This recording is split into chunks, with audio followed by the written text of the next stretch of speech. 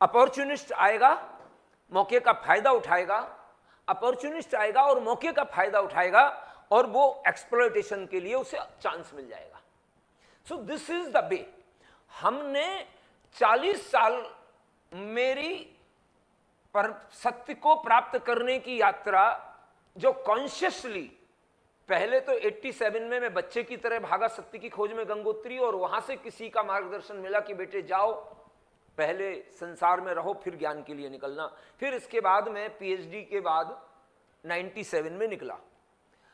तो मेरी आत्मज्ञान की कॉन्शियस जर्नी में 97 से 99 यानी 2-2.5 साल का टाइम लगा। लेकिन ये ज्ञान रैंडम नहीं है, इसका एक विज्ञान है। बिना विज्ञान के ज्ञान होगा तो धरती पर कभी भी स्वर्ग और सत्य का अवतरण नहीं होगा। इस विज्ञान को खोजने में मुझे लगे 99 से 2024 25 ईयर्स, यानी कि रियलाइजेशन में लगा 2.5 वर्ष और इस विज्ञान की प्रक्रिया को खोजने में लगा 25 वर्ष। 25 वर्ष में मैंने जिस कंक्लूजन पे मैं पहुंचा वो मैंने खोजा है ये, being is directly proportional to behaviour. Behaviour का व्यक्ति का कैसे तय होता है? हम कहते हैं कि पत्नी के साथ आप 25 साल रहते हो, माता पिता के साथ आप जन्म से रहते हो। माता पिता कहते हैं कि बच्चे के साथ इसको पैदा किया, इसका ब्लड मेरा है, लेकिन जैसे ये बड़ा हुआ मेरे हाथ से निकल गया, अनएक्सपेक्टेड बिहेवियर हो गया। पत्नी जिसको आप बहुत कॉन्शियसली लव मैरिज भी करते हो, 25 साल उसके साथ लिव इन में भी रहते हो, और जैसे ही शादी होती है पता चला 1 महीने में डाइवोर्स की स्थिति बन गई। वाई? ऐसा क्यों होता है? क्यों नहीं समझ पाते हम इसको? तो क्योंकि जब आप बिहेवियर से बीइंग का पता लगाएंगे तो हमेशा फेल हो जाएंगे। क्योंकि बीइंग क्या है? बीइंग है स्पेसीज, है ना? बीइंग किसको कहते हैं? स्पेसीज को।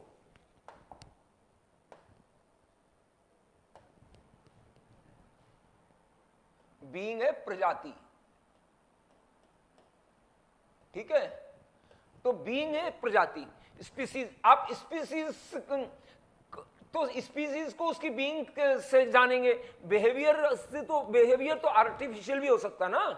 आप ऑफिस में जाते हो अलग बिहेवियर करते हो, आप सोसाइटी में जाते हो अलग बिहेवियर करते हो, अपने रूम में होते हो टोटली बिहेवियर अलग हो जाता है, अकेले होते हो, फैमिली के साथ होते हो अलग बिहेवियर हो जाता है, पार्टी में जाते हो। तो बिहेवियर से कैसे पता लगाएगा ये आदमी कैसा है? और आप जब भी किसी से रिलेशन बनाते हो तो आप तो उसके आउटर बिहेवियर से बनाते हो, उसके साथ उठने बैठने, बात करने, खर्च करने, पार्टियों को देखने, इन सब से। और बीइंग और जब आप उसके क्लोज रिलेशन में आ जाते हो तो उसकी ओरिजिनल पर्सनालिटी सामने आती है, तो वो बीइंग होती है जो ओरिजिनल पर्सनालिटी है। और बीइंग और बिहेवियर का मैच ना होने के कारण कॉन्फ्लिक्ट्स, डाइवोर्स, माता पिता के बीच में अंडरस्टैंडिंग की कमी का होना, ये सब चीजें डेवलप होती हैं। अब इसको मैंने कहा कि बीइंग क्या है? ये है 84 लाख, ओल्ड लैंग्वेज में 84 लाख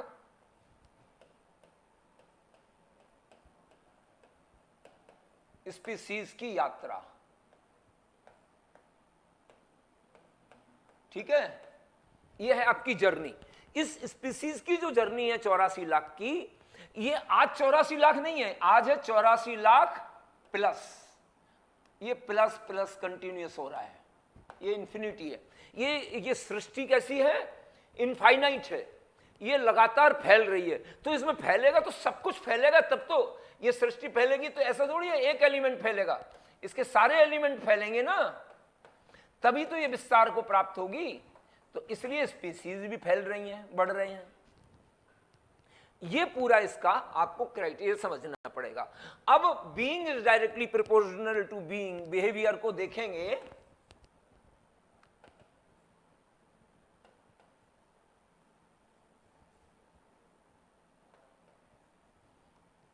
लास्ट पॉइंट को हम एक बात करके अभी ये खत्म करेंगे, फिर आगे इस पे behaviour, being is directly proportional to being, behaviour तो एक हमारे 25 साल की खोज है। मैं ये कहता हूं E is equal to mc square।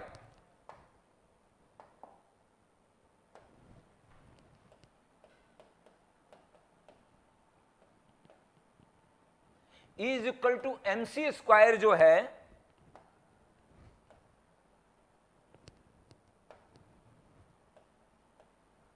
E is equal equal to mc square, ये है सापेक्षता। और ये हमारा फॉर्मूला है, ये है निरपेक्षता का सिद्धांत। समझ रहे? ये एब्सोल्यूटिटी की ओर संकेत करता है, जबकि सापेक्षता का सिद्धांत के लिए मटेरियल वर्ल्ड का होना आवश्यक है। लेकिन जब मटेरियल वर्ल्ड का जन्म नहीं हुआ, तब भी तो एग्जिस्टेंस था। जब एक सिंगल सेल भी नहीं था, जब एटम का बारे में आपकी पकड़ नहीं थी, उस समय भी तो एग्जिस्टेंस था। तो जब एग्जिस्टेंस नथिंग पोजीशन में था, तो वो कहते हैं निरपेक्षता का सिद्धांत। यानी कि नथिंगनेस से ही, निरपेक्षता से ही तो सापेक्षता निकली है। तो इसलिए निरपेक्षता के सिद्धांत के बिना सापेक्षता का सिद्धांत एक पॉइंट आएगा जहां ये फेल हो जाएगा। इसलिए मैं ये कह रहा हूं कि बीइंग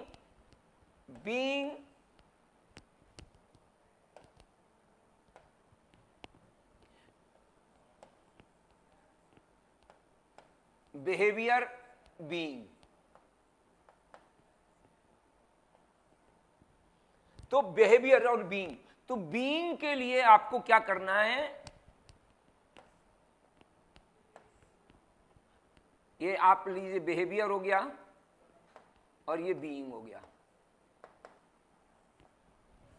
अब इसको ग्राफ अगर अपन बनाएंगे,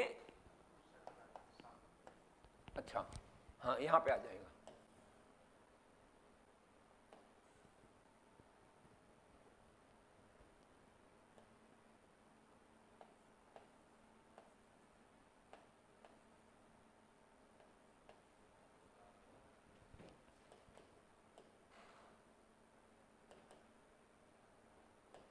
बिहेवियर, ठीक है।